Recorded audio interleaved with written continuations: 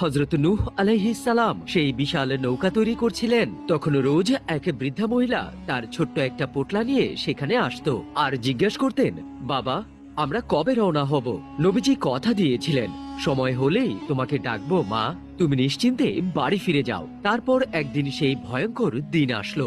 আসমান জমিন এক করে মহাপ্লাবন শুরু হলো। তাড়াহুড়ায় হযরত নূহ আলাইহিস সালাম সেই বুড়িমার কথা একেবারেই ভুলে গেলেন। তুফানে সব তছনছ হয়ে গেল। পানি নামার পর নবীজি ওই জায়গায় ফিরে আসলেন। চারদিকে নিথর ভাঙা ধ্বংসস্তূপে ভরপুর, কিন্তু ওই বুড়িমার ঘর যেমন ছিল ঠিক যেন তেমনই রয়েছে। ঘরের ভিতরে মিটমিট আলো জ্বলছে।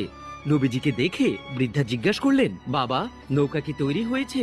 আমরা কি যাব না? নবীজি অবাক হয়ে জিজ্ঞাসা করলেন, মা তুমি কি এত বড় তুফান দেখোইনি? বৃদ্ধা বললেন, কই না তো, একদিন শুধু আকাশটা একটু মেঘলা ছিল আর বৃষ্টি হয়েছিল মাত্র কয়েক ফোঁটা। নূহ আলাইহিস সালামের চোখে যেন পানি চলে আসলো।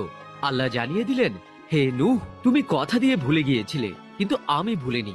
শুধু আমার পয়গাম্বরের ওয়াদা মনে রাখতে ও তার সম্মানে আমি মহাপ্লাবনকে ওই বৃদ্ধার ঘরের উপরে আশ্রয় পড়তে দেইনি। সুবহানাল্লাহ। আল্লাহ